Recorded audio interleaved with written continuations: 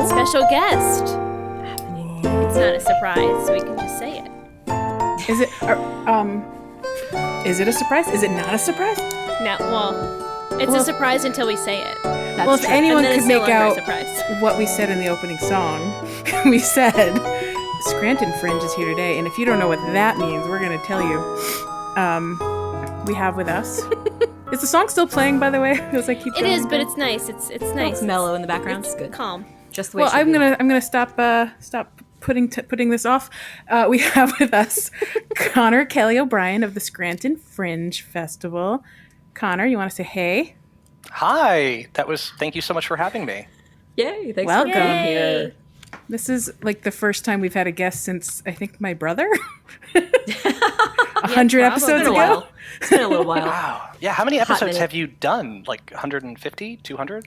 We're 145 was our last episode, but we've done some little bits and bleeps and things. Wow. Supplementals. Plus some specials, yes. Yes. Bonuses, if you will. Yeah. I mean, just to point out, this game's not even a year old. I mean, how do you maintain relationships in life? Well, we got to back it up to Pocket Camp. Yeah, we go all the way back to when. Okay. Yeah, Animal Crossing released Pocket Camp like 3 years ago. Something. Oh, okay. Yeah. I didn't know. I got that. I will be very transparent.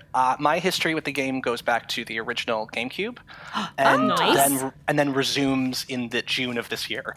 Nice. That's awesome. Nice. So there's a big break in the middle, is what you're Yes. saying. So I'm hearing that it's like a multi-billion-dollar franchise, but I have no interest in that. No, I did play. I played enough of one of them. An ex of mine had a game, and he had a. I want to say New Leaf, whatever Brewster was involved Yes. with, because Sure. that's something I'm desperately missing from the current incarnation. Brewster. Well, Yes. that's a We all really agree. That's a really good segue into a dream suite that we should probably. Oh my god! Well done. Could have known. Yes. But Call me a mall security guard because I love that segue. segue. Leash, do you want to sing us into a dream suite? Sure, I'd love to. Dream sweet, where you sweetly dream. So we thought we would just start a dream suite because it's a really good way to learn about each other. I think what you love about the game, what you miss about other games, that sort of thing. Sure. And we do this all the time on our normal episodes, but this is special. So if you had anything prepared, Conor, by all means, you can tell us a dream suite of yours. Otherwise, we can certainly share some of ours. And correct me if I'm wrong, this is where I talk about my gripes and complaints on Nintendo Incorporated. You very much understand what a dream suite is. A dream suite is a positive suite spin on a slash- negative complaint. Okay, wait. I will say that I definitely, as I mentioned before with Brewster, I definitely would like to see the game create more. I know, I get that its whole imagery and design was based around island in the middle of nowhere, and I get that. That's super cute and cool. But I definitely would like to see more shops come to the island. As we're going to talk about very soon, what we're working on project-wise at Scranton Fringe, that would have made my life a little easier. Yeah. I definitely love how free form it made the game, and I think it's intentional. They don't want to take up more square footage of your island than necessary. Sure. I would have liked that. I mean, as I mentioned, I played New Leaf very briefly on an X's device. So I mean, emotionally, I'm not too fond of it. But no, We I'm don't have just to kidding. talk about it if it's triggering. I am fully over it. I hope you rot in hell, David. I should have asked, is there a language barrier to this podcast, or is there a censor? We keep it We like to PG-13 keep it- around yeah. here. Oh, okay. Yeah. Okay, great. Yeah. Well then, okay. Yeah. Hell Totally was appropriate okay. so far. Hell was I okay. haven't crossed the line in a room of adults. All right, great. You don't need to do any beeping out of anything yet. You're safe. You're Do you totally mean safe. you want to keep this video game that's designed for children podcast friendly? Got it. Designed for children at heart, you mean? Yes. No. I'm 29 years old. Trust me. I'm well aware. No, I definitely wish that it had more. I don't know. I kind of miss the foresty village vibe, right? I mean, it's called a village, right? It's not just called dystopian settlement of anthropomorphic animals. after a nuclear fallout. Wow, you're getting right into what I thought this game was going to be. That was what we thought it was going to be. Yeah, that's a proposal. I mean, we could go all the way back to my dream suite for this game, which was the Animal apocalypse, Crossing post-apocalypse. Yeah. And we dreamed up bunkers and like nice. military style training for post-apocalyptic. And how? getting And you know what? supplies. And how great would that have been to reincorporate Rossetti? How great would that have been? Oh my gosh! Exactly. Right? Tunnel Like work, and he's our. That's how they're going to incorporate Rossetti. There's going to be a whole other layer in the game. Ooh. There'll be a whole tunnel system. That would be great. That sounds amazing. That's That's how he would get everywhere to everyone's houses. It was an intricate layer of like tunnel. And then he goes underneath, and you find like your older village from like 2009 under there. Oh my gosh! Yes, this is it's the same place. It's been home all along. It was just Is this the very upside awesome. down? When you go, the It's more very Zelda pixelated Wind things Waker, right? It's very. wow! I love it. I am just dropping Nintendo gems here. I know You're in good Nintendo, company. see, they're listening. They're going to take all this and pretend it was their idea. Oh yeah, It's kind of- Nintendo totally this is listens to our evidence. podcast. It sounds like a Do great they? way to bring the Zelda we crossover think so. into the game. I think that's great. What is our evidence to think that Nintendo Incorporated is, blessed be under their eye? What makes us think? Blessed be the fruit. What makes us think that they're listening? I mean, I'm sure they are. You guys have. I mean, I don't. Do you guys know that you're like semi-podcast famous? Because I did deep research into the like 7 Animal Crossing podcasts I emailed, and I'm dead serious. You guys have like one of the top like ratings and number of downloads, and no, I'm serious. That's super. So Which I, nice to guess hear. is attributed to the fact that you didn't just start up as a result Yes. of New Horizons. We've been Yes. building True. for 3 years. Yeah. So yeah, You the have been drop of waiting. the drop of Animal Horizons, the drop Animal of Animal Horizons. Horizons, which is a new game that nobody's ever heard of before. It's just where definitely- animals look out in the distance. Pencil looks everywhere. What do you see? Definitely an uptick in listeners since then. Yeah, which is great. we watched the jump like middle of March. March 20th, the game came out. The very next episode, or maybe the episode the day before the game came out. And we jumped. Was this remote format? Spoiler alert. I'm going to drop the fourth wall veil here, but we're not all. None of us are in the same location. What did you used to record in person? Yes. Literally, that all happened at the same time. We stopped recording in person the same week that the game came out, and we had to pivot into this Zoom Zencaster format. Yeah.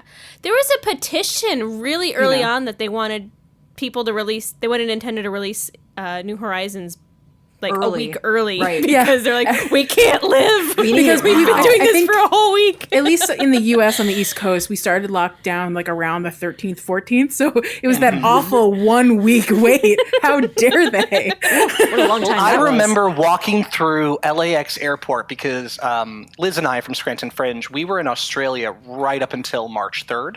March 4th, and the media coverage in Australia was taking this way more. I mean, we knew when he came back, of course, we had no idea it would be to the degree it's become, but we knew like this is significant, where it was still kind of like the C-list topic on a lot of news stations here. And I remember walking through the LAX airport and seeing an ad for, they had like a GameStop, which I love I love stores in airports. Like, who is buying their video game in an airport? Who is buying luggage at the airport? Like, who? Always a good question. I have a story for that, but continue. Okay. No, I want to know. I mean, clearly there's a logic behind it, but like, who got to the airport? It was like, what am I forgetting? What don't I? Just like a grocery bag of their clothes. But anyway, but yeah, I remember seeing the ad for Animal Crossing, and I remember thinking, I hadn't even owned a Switch at that point, and I remember thinking, like, you know what, I might want to get into that. Well, we'll see if I have time. And then it was like All the and time in the world, my friend. I fought it until like May, June.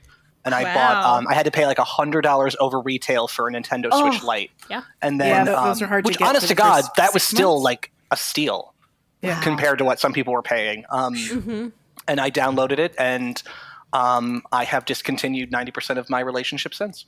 Yep, accurate. Can't I want to hear answer this the luggage phone. in an airport story, though. I can safely tell you on more than one occasion, my luggage has broken in the process of going through security.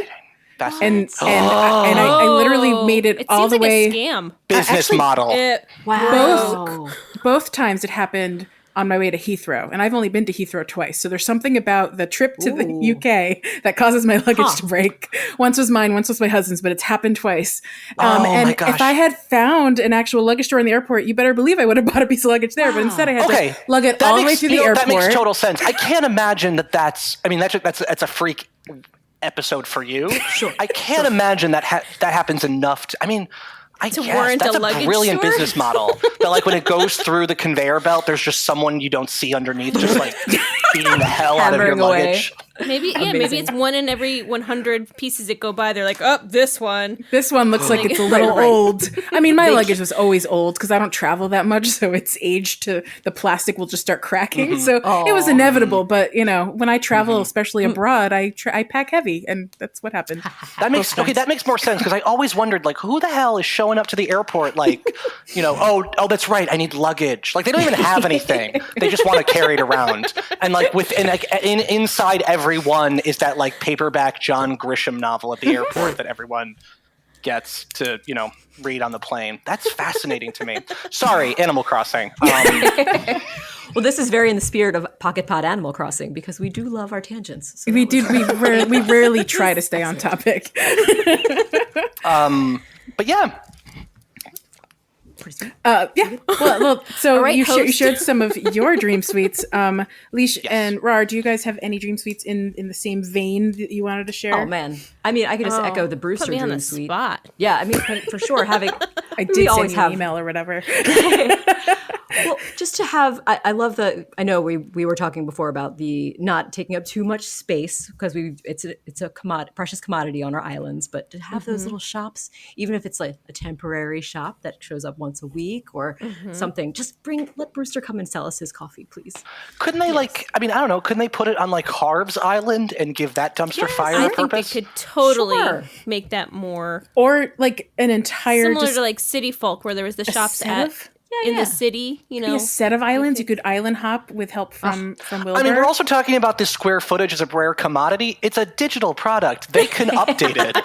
That's true. They have the technology. Make some space. They can make every square fewer pixels and cram more squares in. You would all be better experts at this. Do you think that they're waiting to hit the 1 year mark before they do like major updates? Or do you think they're not ever doing major updates and like we're just going to get a couple holidays now and then? I think that's as good a question as any because both of your options are also maybes because the other option is it's coming eventually, but who knows when. Nintendo, how long did they drag out New Leaf things, Sarah? Right, like different. They didn't. No, everything for New Leaf was pretty much out there except the one that came years later, which was the addition of the campground, which let you have inviting villagers with their camper wagons to come and visit, their campers to come and visit, which was like that was years, right? That was years later. But everything else was like immediately in the game. Like all the furniture was there. Right, because it was a cartridge. Like you weren't downloading the game and updating. I have a question. This is less of a podcast and more of just me not bothering to Google things. Can others come to my island if I give them permission and like terraform, or is that only something I can do? Only you. That is a missed opportunity because I would pay people. Right? I would pay people. Agreed. To come because I want to do more with my island. My design concept is just let chaos reign. Just let flowers grow everywhere. I love it. Those are some of my favorite islands. I have a vision. I don't have the time. There's a friend of mine here in Scranton that's so good at it, and I'm dead serious. Once our project's over, which we'll talk about in a minute, once the project's over, I'm seriously considering giving them like $50 and loaning them my game for like 2 weeks and being like, just do this. I don't have I want the result. I don't know how to do it. I don't have the patience and time. Sure. I have a real job. I just don't get it. And by the way, to people who have real jobs and families and do that, more power to you. I just don't know how the hell you had the time to do that. Like I see people looking for like, I did the entire set design of Downton Abbey, but I only had like 5 days. And I was also planning my niece's Zoom bat mitzvah at the same time. And it's like, I don't know how to put down a road. I don't know. I don't know how to get chops to move away. I have starved that animal for attention and like digital companionship for a month, and he will not leave. Oh, Chops, why? No, that's a different problem. Oh my God, what is he, me in a relationship? Just leave already. Well, I can tell you I've been working on my Nightmare Before Christmas theme for a solid 2 months, and it is nowhere near done. That's awesome. It takes so long. But the fact that you had a goal and you're making it happen, like I just start and I'm like, oh, that's cute. Like there's just like 30 refrigerators just scattered on my. Well, that's a great place to change your clothes. There's no question about refrigerator. Can you change your clothes in a fridge? You sure can. No, that's so cool. You have to conveniently place anything that you can change clothes with around your island, so you could always change your outfit no matter where you are. So fridge. I mean, I did that in my real childhood, but I thought that was just me. You really liked a cold shirt, right? Just like cold pair of let's go with that. That's so cool. Interesting. All right. Well, my animals have the opportunity to get a healthy snack and change their clothes. Oh, I don't think there's any food in those fridges. I'm very sorry to tell you. Well, then they get, well, I mean, I don't know where they're getting all this winter Northern Hemisphere ice cream from then, because magic. Yeah. Magic. Or lollipops. There's a lot of lollipop action, a lot of ice cream cone, a lot of walking around in very inappropriate winter wear. Well, now it's like hot soup. Like first thing in the morning, they're carrying around like a little cup of soup, and I'm like, is that what that where is? did you get that soup from? No one sells soup. Yeah, you know, I also want them to get like I want them to be like nastier to me. Like I want. That's the old game, right? I've heard this complaint sure. before. Like, why are the cranky ones so nice? Well, especially the GameCube version, they were genuinely nasty. They were. I mean, they were adorable. Like, oh, it was so much fun. It was so much fun. But like, I mean, they would just like destroy you emotionally.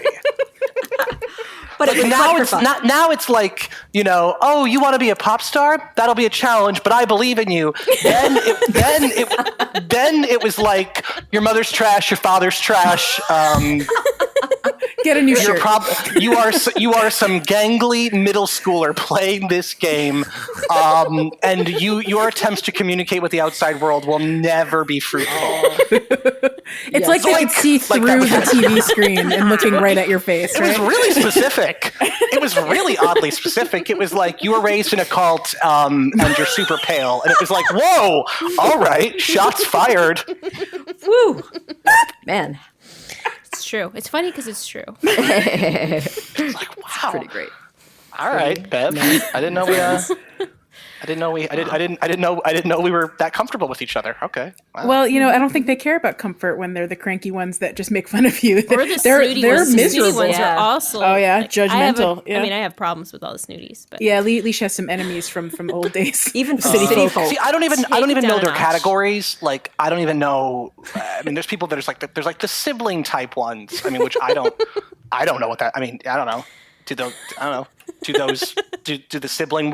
I don't know. I don't know what the categories mean. There's nothing sisterly about the sisterly ones. I don't understand that one.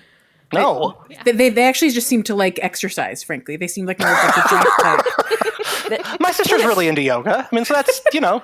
Well, that was personal experience from the creators. They're like, this is like my sister, so sisterly. That's how it works, right? Makes the most sense. Yeah. Awesome. I mean, that explains why that one animal just keeps pushing me down flights of stairs. That's. What have you done to your animals? Because mine, I push them downstairs. It doesn't go the other way. I don't know how to get pitfalls. I missed that. That was hours of entertainment when I was a kid. Oh yeah, for sure. That's a DIY. Yeah, you can get a DIY for it. Could not begin to tell. Okay, so could not begin to tell you the level of non-interest I have in DIYs. Like the absolute. And I want the things that they provide, but I just, like, anytime I see one of the animals like working on something, and every time they still give it to you, it's like, oh, I'm making a peach blanket. Do you want this? No. No. Still don't. Nope. Oh my God, well, no. Guess what? You're gonna have one. Oh, you already have one. Let me give you. Let me give you one to give to a friend. Mm-hmm. Oh my God, friends? What? You people are trash. You are trash animals. They can't. Well, it help sounds like you just themselves. need to get Chops out of there, and you'll be a happier. I hate him so much. I recently hate him. rejected him on a mystery island because Is Chops the one that I didn't like? Or Yes. Okay. Yes. Also, Yeah, Alicia's Alicia's not already a fan of rejected Chops. He's Chops. the little But I- British imperialistic colonizer pig, and I can't Yeah. stand him. I Yep. can't stand him. His decor is pretentious trash. I think he's definitely that guy that you dated in college that was like, I spent a semester abroad. No one cares, Chops. No one cares about you. No one cares about, like, you didn't invent London. We get it. You didn't make it happen. Oh my God.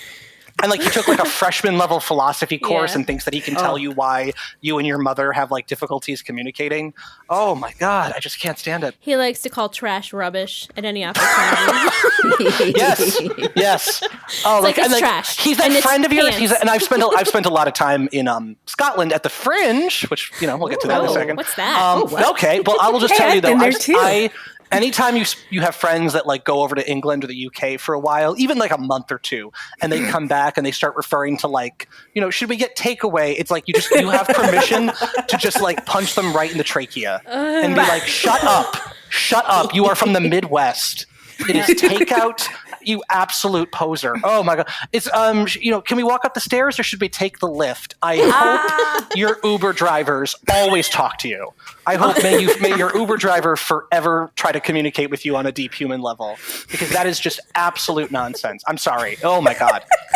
I will. This is the moment where I'll just call out our lovely British listeners. We No. If you're genuinely British, that's just your that's your dialect and that's your jargon. That's fine. we love all of you equally.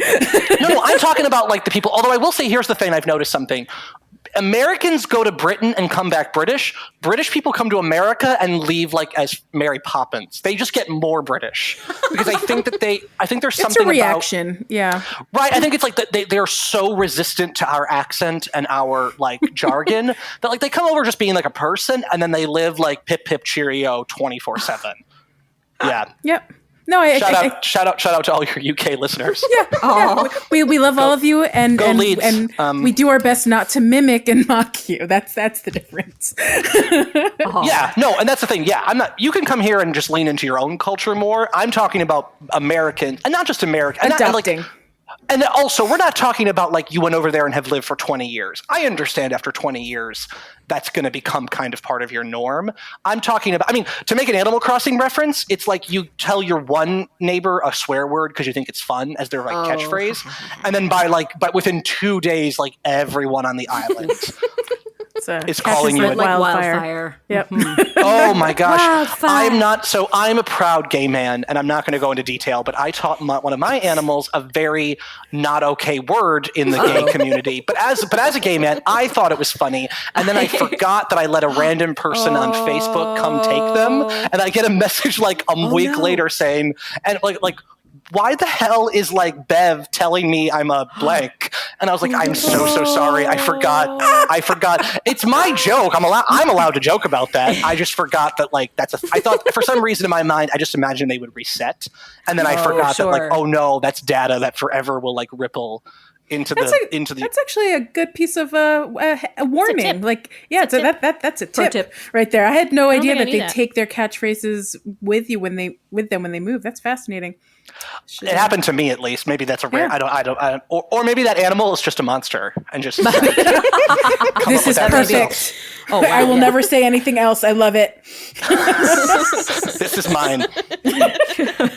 Well, I feel like we need to tell people what this project is because yes, please. We don't want people to forget why we're really here. So yeah, Sure. Can you tell us? I think my first question is, what is this project and how did it come about? Like, where did the idea come from? Yeah. So I am the executive director and co-founder of an organization called Scranton Fringe, which is a performing arts and culture organization and festival. We are throwing a Animal Crossing Fringe Festival. Yay! Yay! And that is going to take place February 26th, 27th, and 28th. It'll be live streamed online on the Scranton Fringe Facebook YouTube and Twitch. And basically it's just, we're saying like an arts festival on Animal Crossing. We'll have everything from stand-up comedy. We have some really incredible comics for people who have, one of the digital content producers on Full Frontal with Samantha Bee. She's also done a featured set on The Colbert Show. And then, all tons and tons of great talent, original theater, pre-recorded theater, people that are really leaning in hard to the Animal Crossing theme. One person, for example, is doing an all show about their theory on the villagers' loss of agency over the years in the game. Sort of like what we were talking about before about them not being as nasty or, unique personalities, which I thought was so funny and clever. And just a cabaret where they're going to do like an Elton John song in Animalese, which sounds really funny. Wow. And it's basically, the Scranton Fringe outside of COVID is an annual theater festival in Scranton, Pennsylvania. We are members of the United States Association of Fringe Festivals and World's Fringe, which is a global network.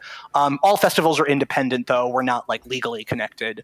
And we're all relatively inspired one way or another by the Edinburgh Fringe in Scotland, which is not only the largest arts festival in the world, it's the largest annual ticketed event in the world. The Olympics and the World Cup are bigger, but since they don't happen every year, the Edinburgh Fringe holds that distinct title. And I could go into the whole history, and I would be glad to, but basically in a nutshell, was created in wasn't even created, came about in post-World War II Edinburgh, Scotland. Now it's become the biggest festival in the world every August, with 2020 being an exception, of course.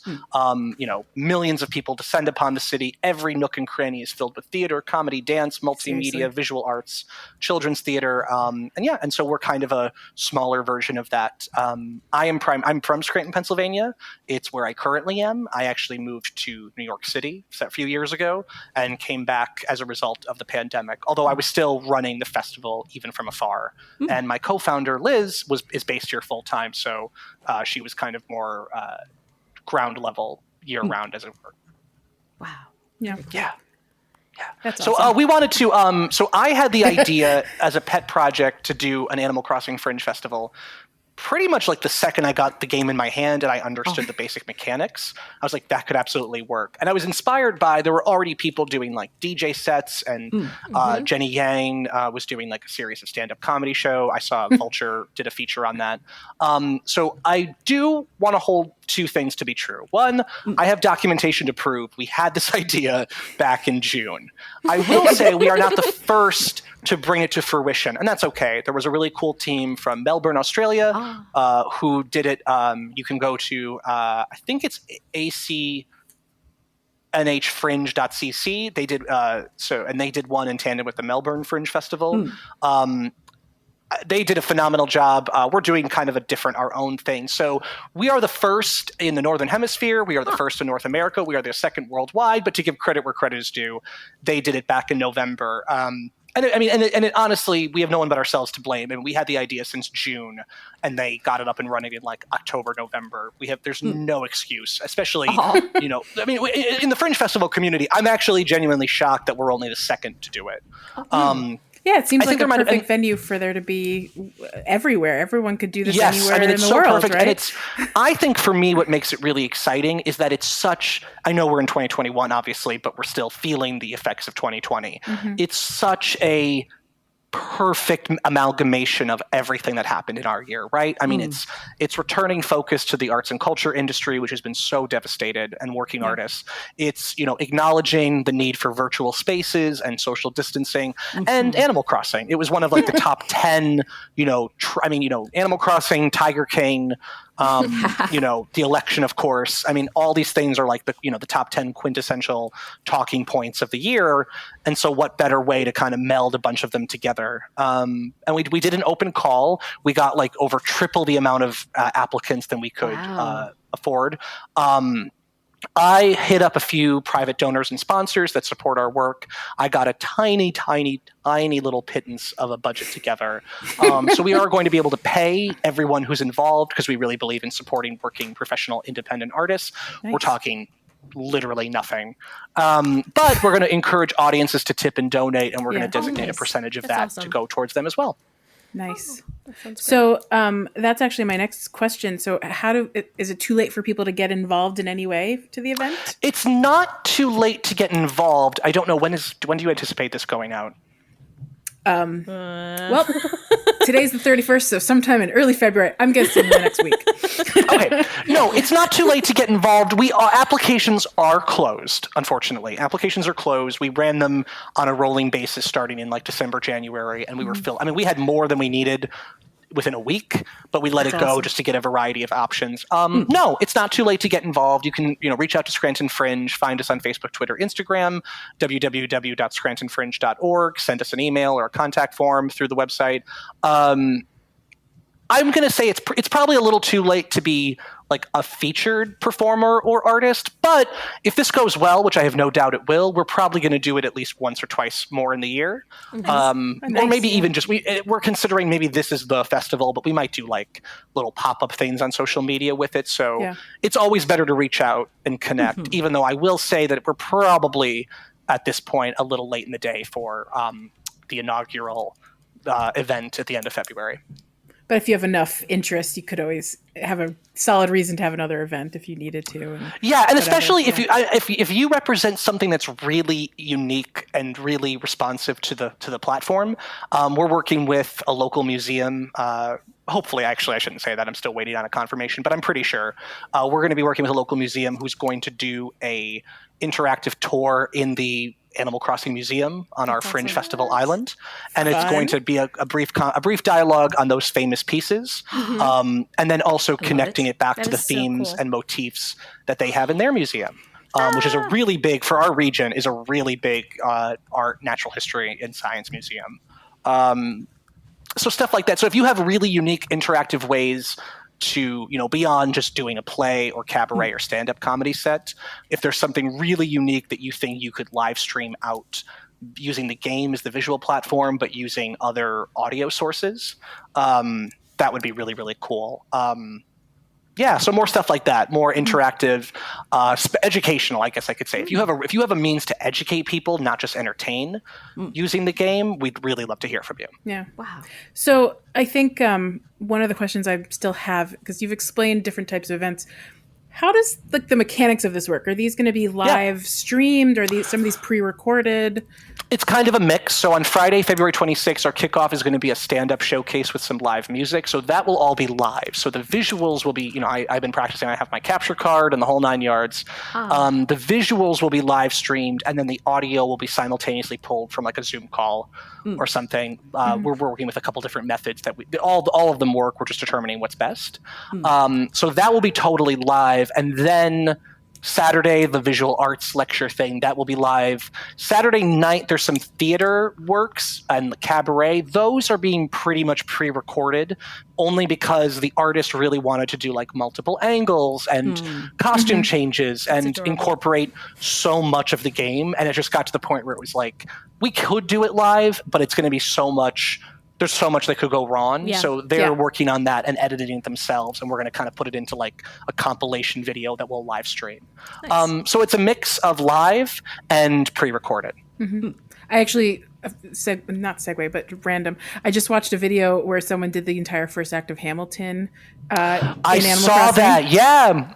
And very obviously that took months of work, right? Of like different scenes, different angles. So we've had artists have been working on. And that's another thing too. To really get some cool work, we really had to give them ample notice. I mean, so people have been working on theirs for anywhere between 4 to 8 weeks. Nice.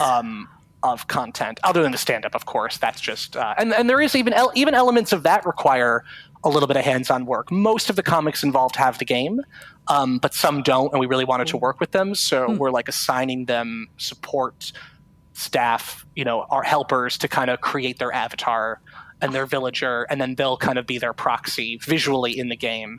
That's awesome. Yeah, but we're really, really excited. We have such a great lineup. And you can find Scranton Fringe on Facebook, Twitter, Instagram. You can also find Animal Crossing Fringe Fest. We've created its own accounts on Twitter and Instagram. We didn't create a Facebook. There's a Facebook event. We didn't feel the need to create a Facebook page. We thought that was enough. You know your audience. That's absolutely fine. I have a couple more questions, but Leisha and Mara, did you guys have any questions you wanted to pop in? Oh, no. I'm looking at Animal Crossing I Fringe did, Fest. but then you asked them about the streaming, so you know. I'll cover it. Well, fine. Sounds good. The only other question I had, and this is less Animal Crossing, but I'm curious what you guys had to do last year to get something happening when you couldn't, have a live event. Like, what was your Burn it all down last year? Burn it all to the ground in a blaze of glory. No.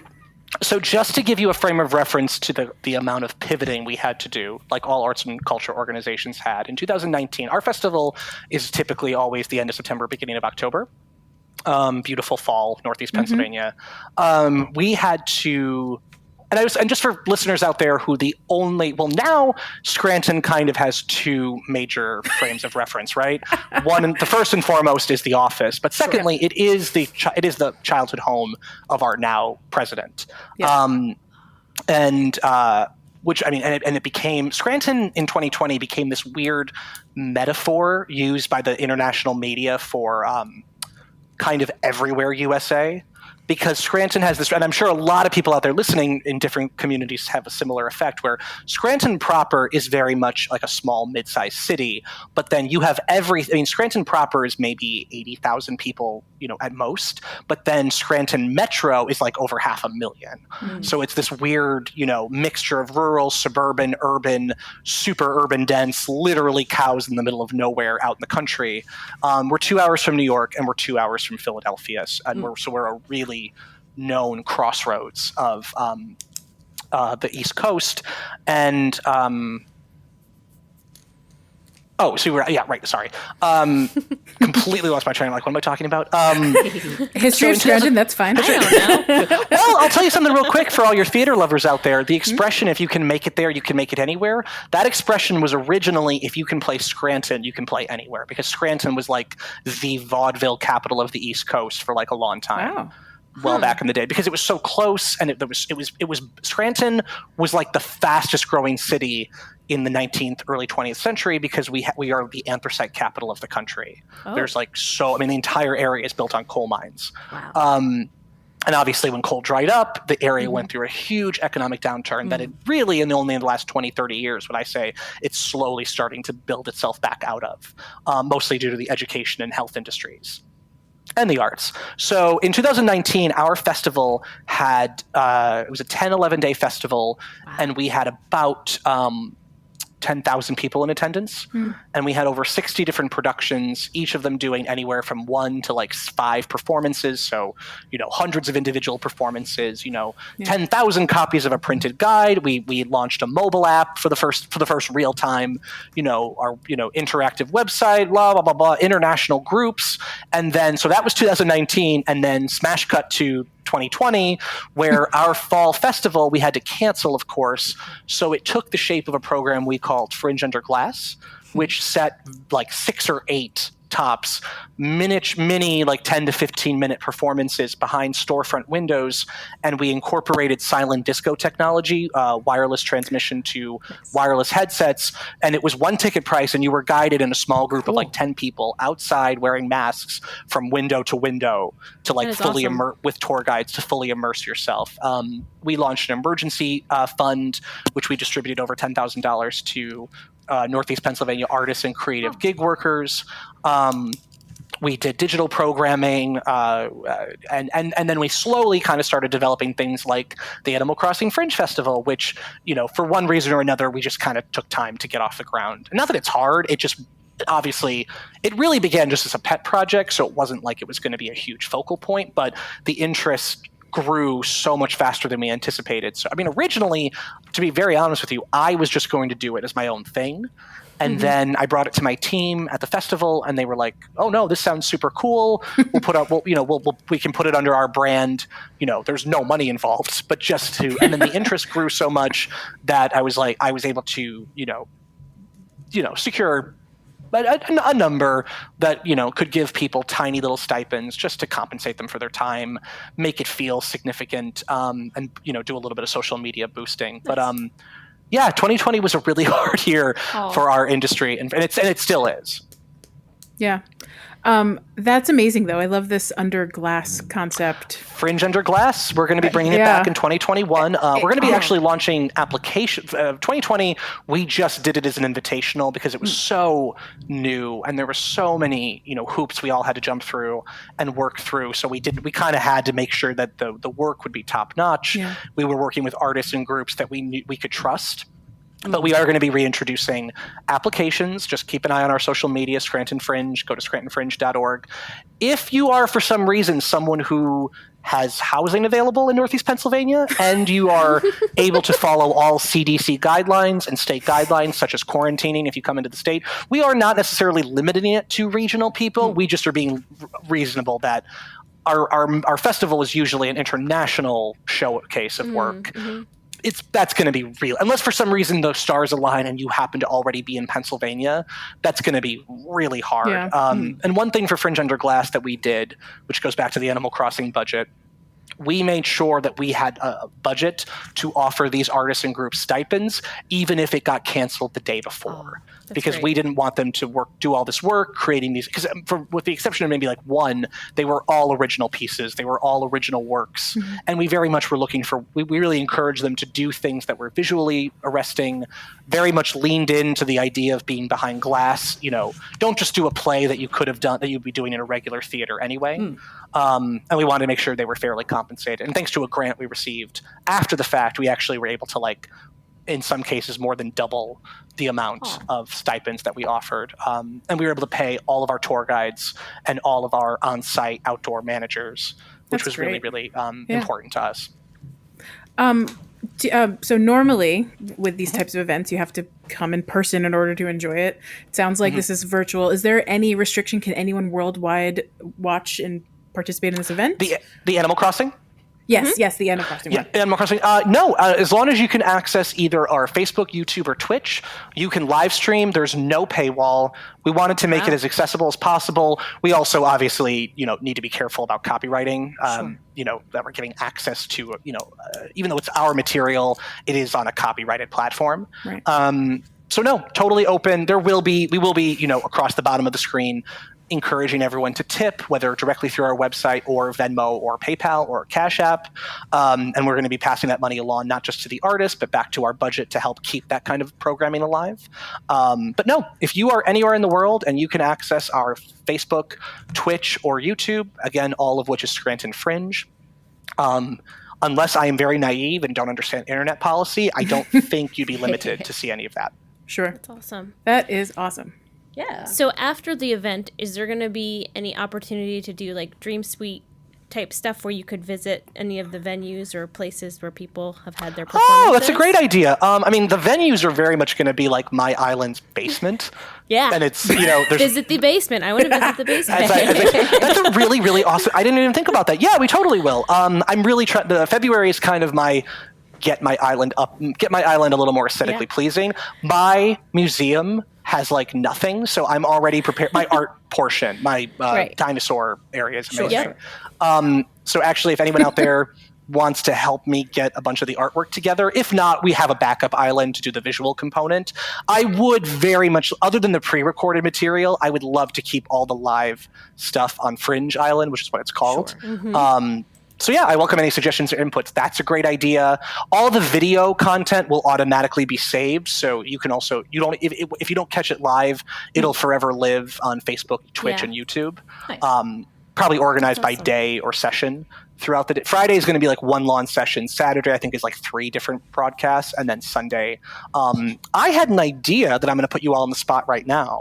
I thought, how cool would it be to do a live mini version of your podcast in Animal Crossing?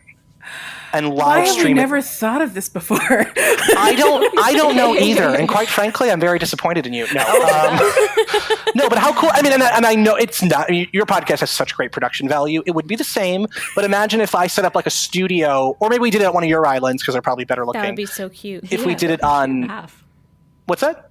It'd be cute in half. I'm Leash, don't you have Monkey Cat Studios in one of the houses? I did. You did at one point?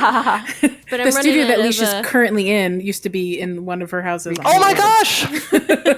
Well, you have a month. Yeah.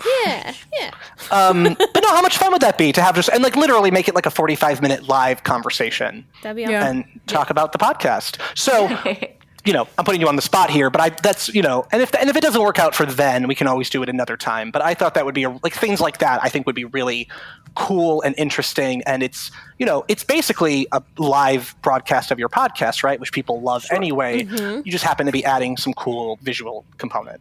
Yeah, of us just doing reactions on couches in Leisha's basement. I was thinking we could have all the director chairs and talking. I love it.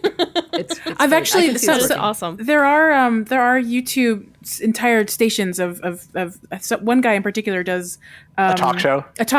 Yeah. And he has that is so cute. Actual famous people come on. Maybe we'll even do that. Maybe we'll just do a talk show, and then you guys could be like a featured guest, so it's not like all on your shoulders. That sounds awesome. That'd be fun.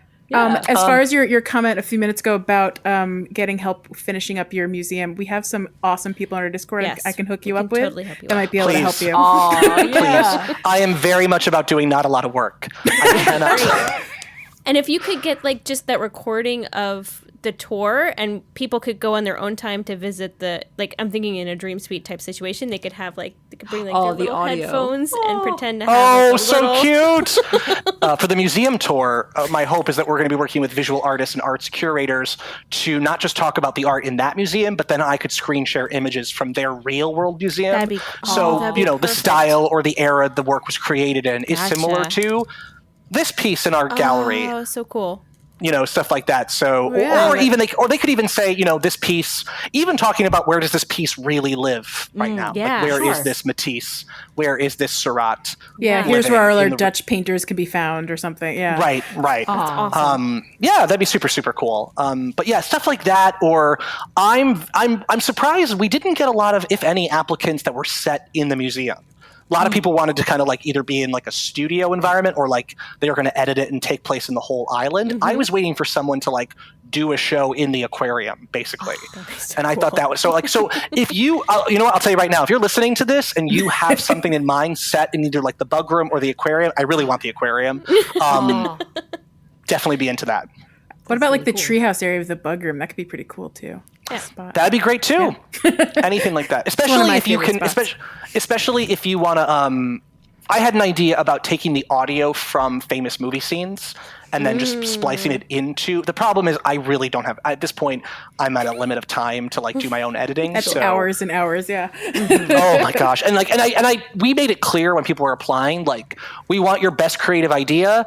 We totally respect that the amount of money we're going to give you is not worth it. So it very much it was either people that already had something sort of in the works, or it was people that were I would do this for free.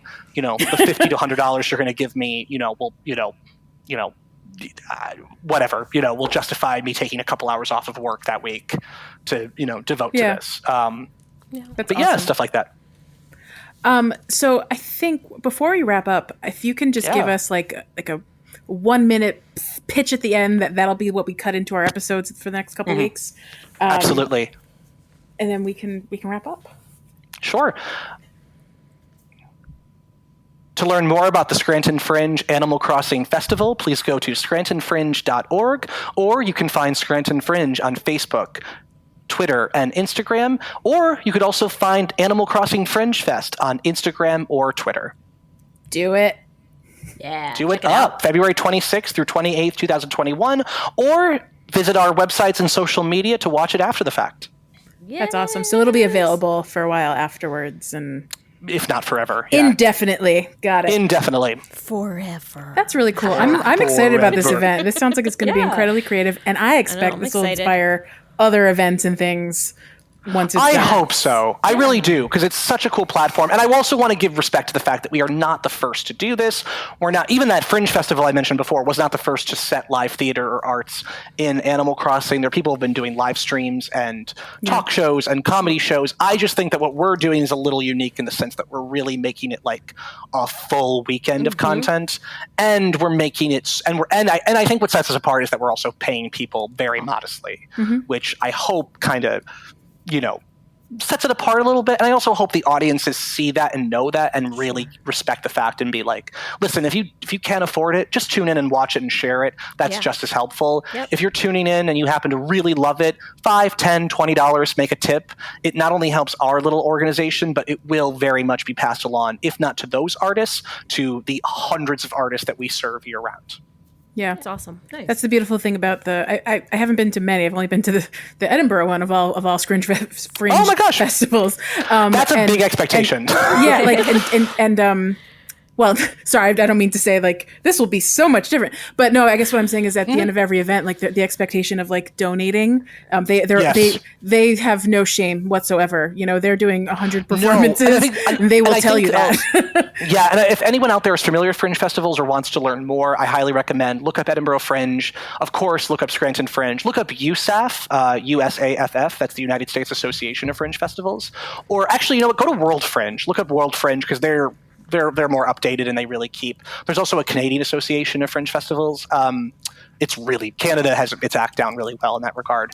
But it's so cool. They're all modeled differently. They all share some of the same principles. Our festival is semi-curated in the sense that we have one major application and then we kind of see we can fit into what spaces we have. Mm-hmm. Edinburgh Fringe is considered what they call open access in the sense that if you book the venue, then if you have a coffee shop in Edinburgh in that main area and you want to be a venue, you register and then you book your own talent, you're into the festival. Wow. So which is why it's so crazy. The thing that sometimes I think people in the Fringe community lose sight of a little bit, and I adore the Edinburgh Fringe. My God, it's the mothership, right?